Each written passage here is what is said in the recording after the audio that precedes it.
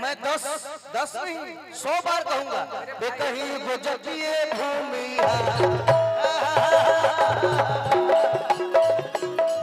किसी के कहने से कोई खुश हो जाए, किसी के कहने से कोई खुशी। विशाल भैया तो मेरे और गोलू राजा के रिश्ते के बारे में पूरी भोजपुरी इंडस्ट्री जानती है। अच्छा हमसे बढ़ के डायरेक्टर के उतना जाना था तो 2 घंटा तरह से बतिए बानी।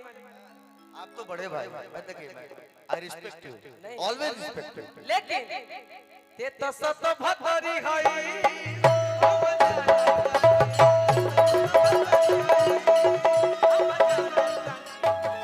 अजीत भाई हम भी यहाँ गा सकते हैं क्या?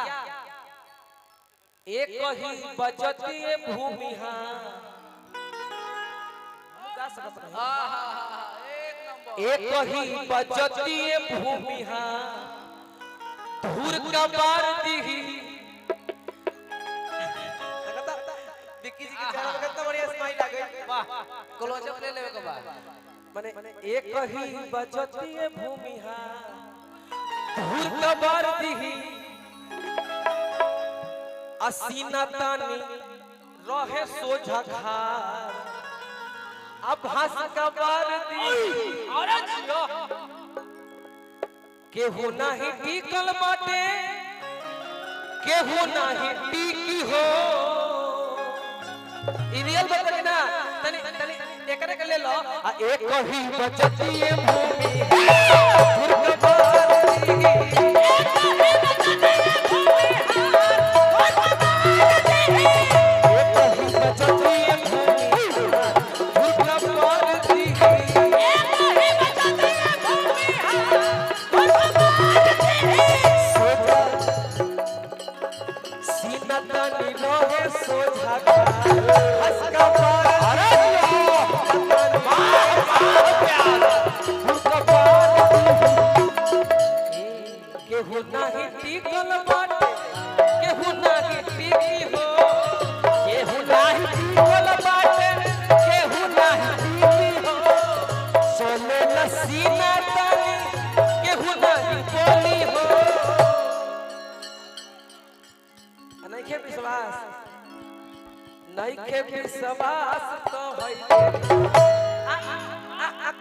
चंदन भाई कुछ करे देखिए हम जातिवाद नहीं मानते हैं, इसलिए नहीं मानते हैं कि तबला पे है तो शायद अलग कास्ट के होंगे।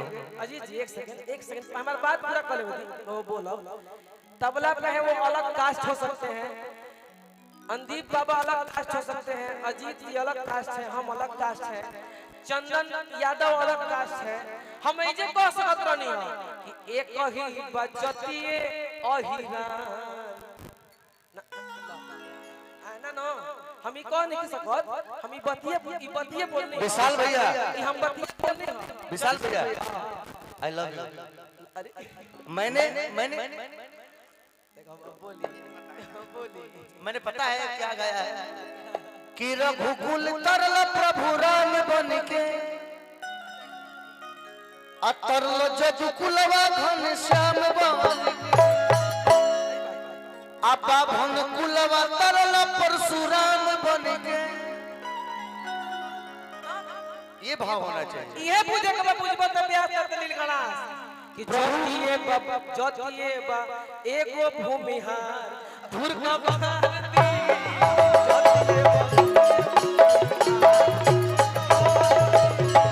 एक ही बजती भूमिहार धूर का बहार दी धूर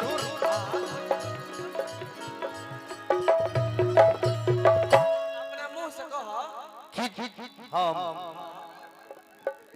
मैं हर एक समाज का सम्मान करता हूँ क्योंकि मुझे हर एक समाज सुनता है। हाँ तो हम लोग आए हैं तो हम कैसे बोल रहे हैं? समाज दुसात मुसहर डोम जादव जी भूमिहार जी बाबू साहेब सब में हमारा प्यार मिलेगा, ये मेरा सौभाग्य है।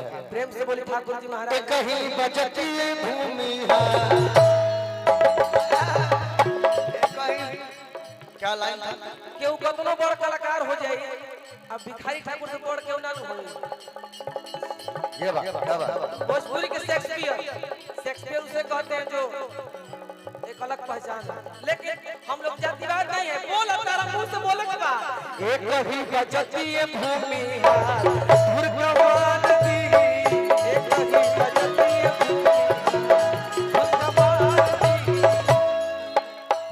हम लोग एक एक जाति को क्यों बांटे? मीठा मीठा करो मनदीप बाबा, हम लोग ऐसा क्यों नहीं करें कि पूरी जाति एक ही गाने पर रील बनाए, एक ही गाने पर मजा ले। कि रघुकुल तरल प्रभु राम बन के, ध्यान से सुनिए इसको, बिल्कुल हम बहुत तरल जो दुकुलवा घनश्याम। और तब हमने गाया कि बाभन कुलवा तरल परशुराम बन के, तरल जो दुकुलवा घनश्याम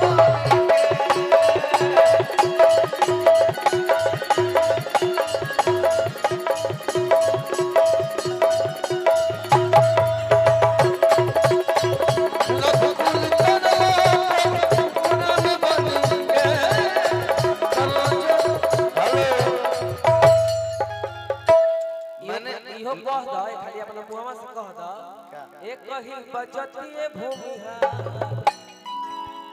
अच्छा तो कहने से क्या हमको लग रहा है कि बड़े भाई हमको चैलेंज कर रहे हैं कि तुम नहीं कह पाओगे। नहीं मैं 10 नहीं 100 बार कहूंगा, एक ही बजती है भूमि।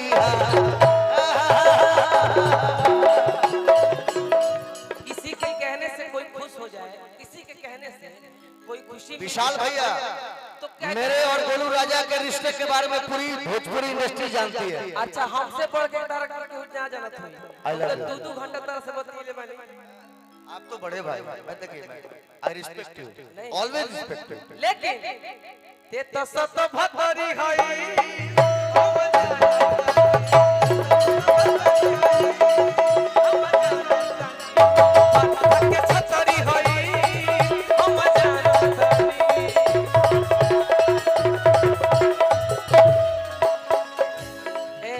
अभिषेक के गाने के बाद इससे ज्यादा समय हम नहीं। Happy birthday to you, happy birthday to you.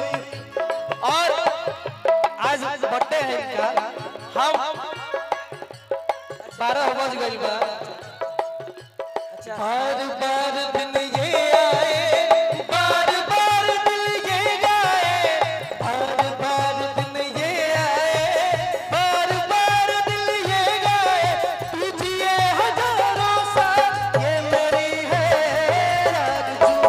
Happy birthday to you, happy birthday to you Chandan भैया, हैप्पी बर्थडे टू यू। चलिए हम सैड सॉन्ग अभी ना गाई, ऐसे ना गाई कि अगला कलाकार के मौका दिया जाओ। हम चाहो कि चंदन जी के आज जन्मदिन बा, हमारा तरफ से यह माई से विनती रही, निहोरा रही, आग्रह रही कि आप दिन दोगुना रात चौगुना बढ़ते रहिए। मेरा सौभाग्य, मेरा कहना है कि मैं सदैव छोटा भाई बनकर रहूं आपका। अरे दिल से लव यू मेरा भाई, कभी भी अजीत भैया का आपका छोटा भाई बनकर रहूं। बिल्कुल बिल्कुल। और अभी हम सैड सॉन्ग ना गाई, और आप भी हम भी चाहब कि आप भी बैठी, सब कलाकार का पहले गा लिए देंगे। हम 5 बजे तक बैठो भैया। हाँ कोनो बात नहीं। हम चाहब कि विक्की तिवारी जी अगले कलाकार को भी गाने का मौका दिया जाए। छोटा सा ताली बजा दीजिए। दिल से बहुत बहुत धन्यवाद। अपना घर अपना समाज में हमने को मजा आया, मजा आया। क्या बात, बहुत अभिषेक की बारी है। आई अभिषेक भाई।